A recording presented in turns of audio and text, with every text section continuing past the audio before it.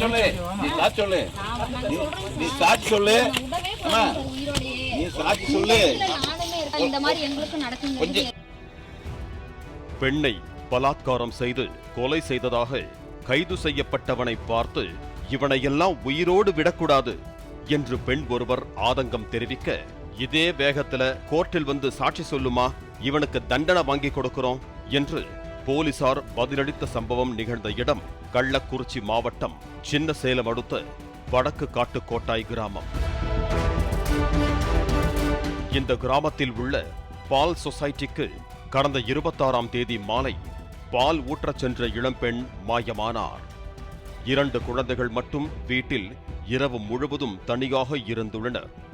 மறுநாள் காலை தகவல் அறிந்து உறவினர்கள் தேடத் தொடங்கிய போது வீட்டுக்கு பின்னால் உள்ள சோளக்காட்டின் வரப்பு ஓரத்தில் அந்த பெண்ணின் செருப்பு, துப்பட்டா, பால்கேன் மற்றும் காய்கறிகள் கீழே கிடந்துள்ளன.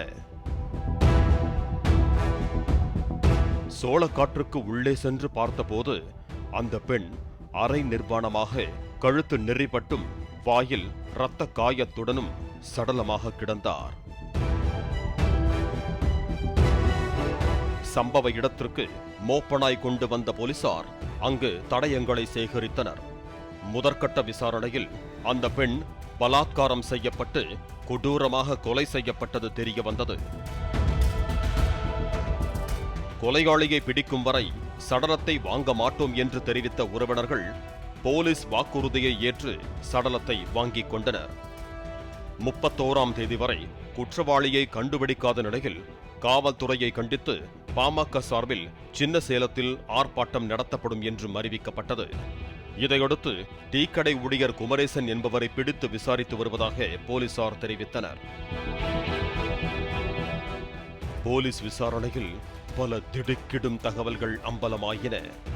26ஆம் தேதி மாலை நண்பர்களுடன் அமர்ந்து குமரேசன் மது அருந்தியுள்ளார்.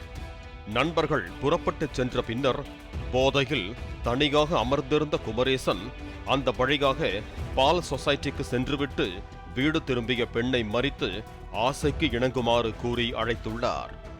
குமரேசனை திட்டி முகத்தில் காரி உமிழ்ந்துவிட்டு அந்த பெண் வீட்டுக்கு சென்ற நிலையில் அவரை பின்தொடர்ந்து சென்ற குமரேசன் அந்த பெண்ணின் கழுத்தில் கிடந்த துப்பட்டாவை பிடித்து இழுத்து கழுத்தை இறுக்கி சோளக்காற்றுக்குள் இழுத்துச் சென்றுள்ளான்.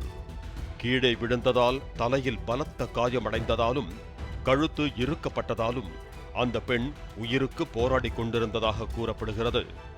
அந்த நிலையிலும் கொஞ்சம் கூட இரக்கமின்றி அவரிடம் அந்த காமுகன் மிருகத்தனமாக நடந்து கொண்டதோடு அந்த பெண் உயிரிழந்ததும் அவரை அப்படியே போட்டுவிட்டு தப்பிச் சென்றதாகவும் கூறப்படுகிறது.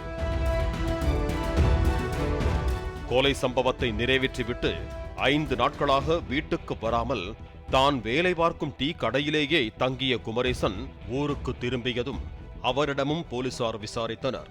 அவர் தனக்கு ஏதும் தெரியாது என்று மறுத்த நிலையில் சம்பவத்தன்று கல்குத்து பகுதியில் மது அருந்திவிட்டு குமரேசன் நீண்ட நேரம் அமர்ந்திருந்தார் என்று உடன் மது அருந்தியவர்கள் போலீசாரிடம் தெரிவித்ததால் குமரேசன் போலீஸ் பிடியில் சிக்கி உள்ளான்.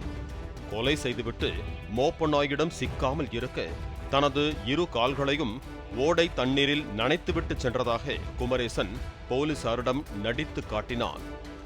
இதையடுத்து குமரேசனை கைது செய்து நீதிமன்றத்தில் ஆஜர்படுத்தி சிறையில் அடைத்தனர்.